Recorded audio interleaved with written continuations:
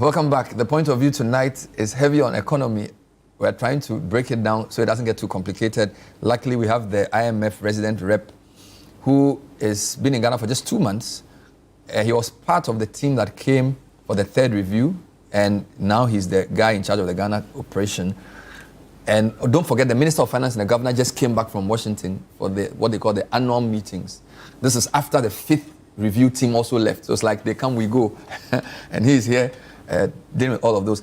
I had a final question on inflation. I remember when inflation was rising in 2022, there was this sort of debate about whether it's supply side or demand side. And I remember people criticized the central bank at the time for trying to use its monetary policy rate to try and control inflation that was not of its doing.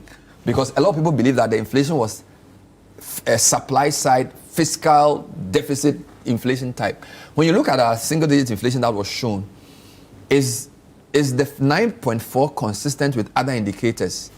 And does this prove that a lot of the inflation was from the supply side and not the demand side? Thank you, Bernard. So let me say a few words. In general, in Africa, what we have seen is that exchange rate plays an important role for determining inflation. Okay. Okay. So in 2022, you had a steady depreciating, maybe 50 to 100% per year rate.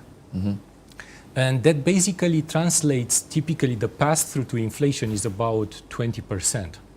So if you have 100% depreciation, you will have 20% inflation. That's what's called imported inflation. Only from the imported goods. Imported inflation. Now, let's go back to 2025, okay?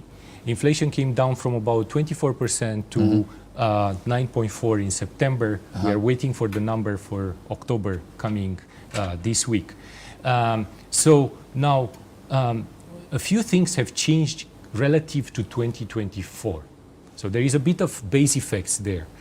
One, on the supply side, last year you had the drought, and that impacted massively food prices. Yes, please. So most of the inflation last year was driven by food prices. The other component was the exchange rate. The exchange rate was depreciating last year, while this year is appreciating. So that's for the imported goods. And then when you look at other issues, for instance, fiscal discipline, this year is much better by the current government than the spending last year. And that basically helps as well to shrink this gap and to basically address the issue of inflation. The BOG cut its monetary policy rate by 650 basis points if you check its past 3 announcements. That's very big. Yeah. The steepness of the curve I showed within a short period of time, is that troubling at all, or is that okay if you consider everything else? So if you look at the inflation, inflation itself came down quite abruptly. So the fact that the BOG decided to cut rates from a very high level, 28%, I think, in March, to the current level is 21.5. Yes. So it's about, you mentioned 650 basis points. Yes. Indeed, yeah. Right. But what you need to take into account is also real interest rates. So real interest rates now were significant before they start cutting, and therefore with higher than historical averages of real interest rates, you need to bring them back to the historical average. Please take me to the monetary, take me to the interest rate chart, not this one. I just wanted to show to viewers what I was saying. Yeah, so I was basically saying that this is very steep drop. This is a very steep drop, right?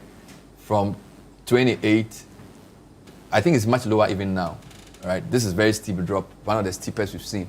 And of course, these people expect this to much lower as well. So you're saying that it's still okay. We are still okay.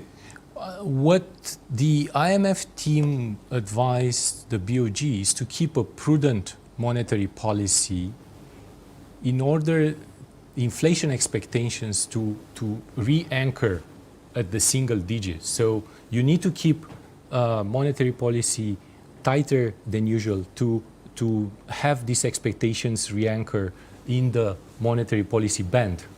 Interesting. All right, now let's talk about the fifth review. What we were told after the team came was that Ghana is on track. All right? But there are many things you look at. So what are the key benchmarks for you to arrive to say a country is on track? Is it 3 things? Is it 4 things? What are the key bullet points of knowing that this country is on track? Well, obviously, in terms of the review process, I would say all indicative targets, quantitative targets at end June 2025 were met. And that is an important plus.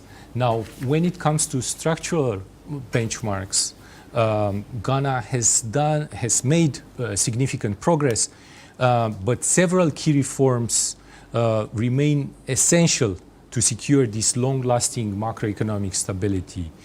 Think about it like building a house. Okay, Ghana has put a strong foundation and has now the structure of the house. It needs to fix and build the roof while the sun is still shining, and then basically add the doors, the windows, to offer this house to be livable and resilient for future shocks.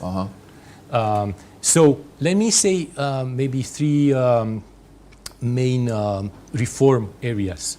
First, on the continued fiscal discipline, I think this is important for the country to strengthen how the government manages its finances, boost revenue, domestic revenue, also improve the tax administration, and ensuring that public spending is efficient and transparent.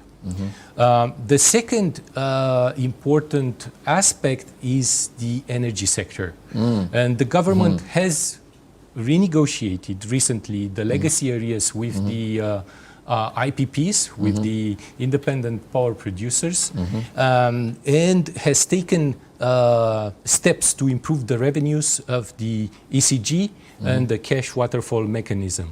But this is not sufficient. More work has to be done. Further steps need to reduce the arrears and ensure that financial sustainability of the energy sector is in place.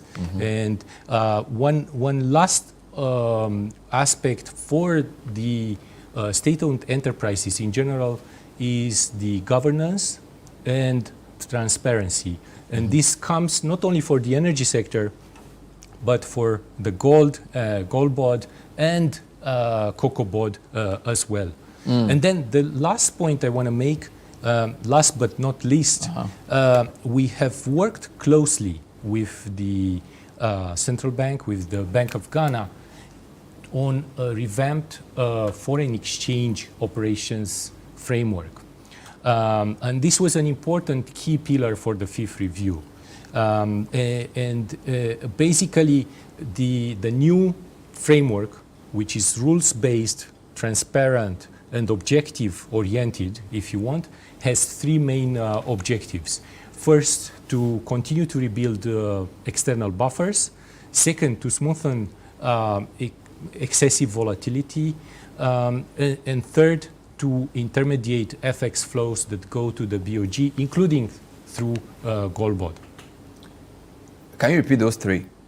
So first, continue to rebuild the FX buffers, right? By that you mean reserves? Reserves, exactly. Second, to smoothen volatility of the exchange rate. This should be a framework where you have some certain rules, and when volatility exceeds certain levels or the exchange rate movements are not in line with fundamentals. And then the third one is on the intermediation of the FX flows. including those that are going through gold bond. So is this framework being implemented as we speak, or it is now being put in place? The framework, is this something that we already are using, or something we are considering? I just want to understand that. Together with the BOG, we are still working on the final details, and hopefully the board of the BOG will the board of the bank of the fund. No, the board of the BOG will approve it. This was an important milestone for the field review. But before that framework, the BOG is already managing FX. It does. And yes, the currency has appreciated quite well. So my thought is, even before the framework, they seem to be, because don't forget the biggest problem in Ghana, or second biggest after inflation, was FX. And indeed, you showed the relationship, right? Yeah. So if between January, February, and now, the cedi has appreciated, I think, 35% against the dollar, things seem to be working, right? Why do we still need a new framework? So basically, the new framework tries to make things more transparent, and the auctions that the BOG has to the market participants be more market neutral, such that the interbank market starts to work by itself without any interventions. I see. So which means that when the framework is in place, it will prevent or expose excessive intervention if there is anything like that. As in, because I do know that when, again, basics economics, when you're doing what you call a flexible exchange rate regime, you allow the market forces to play, but the central bank does intervene as and when necessary. Exactly. This is what the theory tells us. Exactly. So we will still have flexible exchange rate, and that's basically our main policy advice. Yeah, and not to preempt the board, I just want to understand for the public sector, will that have a number? So, for example, will you say X percentage intervention is too much? Do you know what I'm saying? Is there a way? Will the framework tell us if the governor allows $10 billion, pumps that into the market, would that be too much? Is there a figure we can use? Is it quantitative? Yeah. Or it will have to be? I don't wanna front run the BOG board. Okay. You know, once the board approves this revamped FX operations framework, perhaps they will put a press release, and they will which will have the details. The details of those operations. Yeah, because the FX is a big issue, of course. But generally, the bank the fund will agree with the building up of reserves, because I think the country, even prior to this administration, had been using a lot of its gold proceeds to build up its dollar reserves. And I think they started using it in the first part of the year, which seems to have strengthened the cedi. That generally is something the fund is not opposed to, correct? Generally. I would say, if once it is done through transparent and under a governance framework, and not through quasi-fiscal activities and other issues, I think that could work well. Wonderful.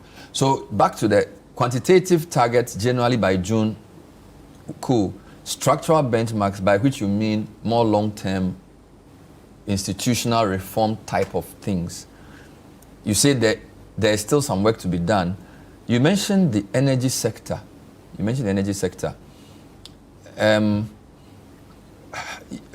just want to know, because as we speak, right, the energy parastatals are asking for more tariffs. All right.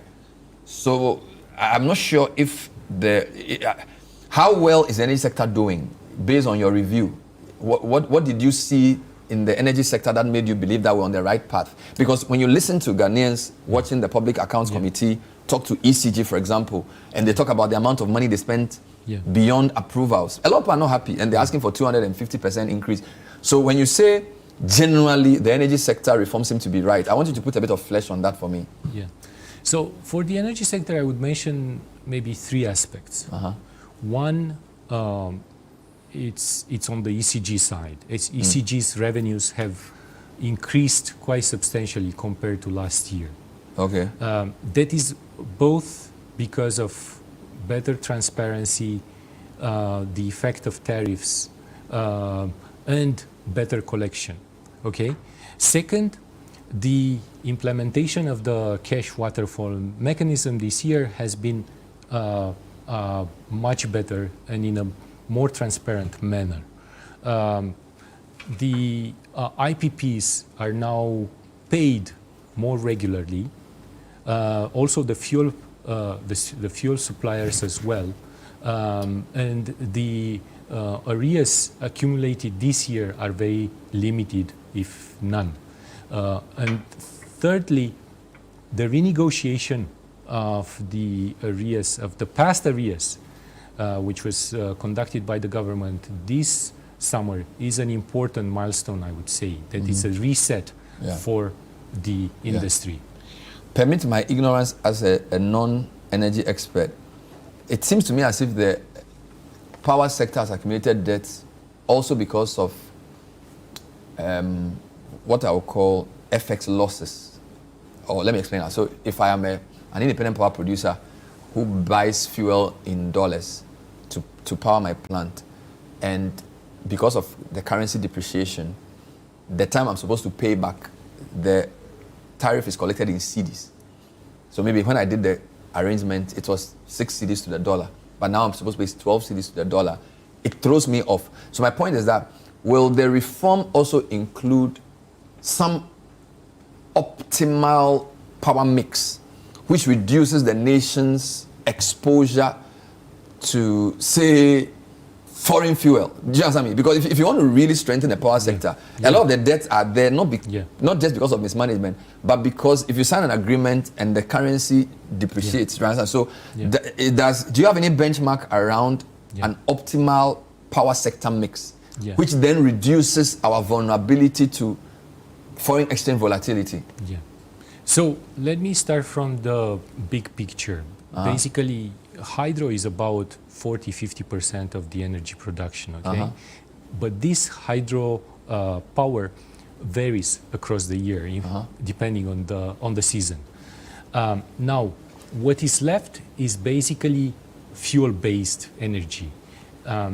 What the IMF team has continuously advised the government is to have a pecking order for these fuels, to choose the cheapest ones and to prioritize the cheapest fuels such as gas and others at the expense of liquid fuel, which is much more expensive. Okay.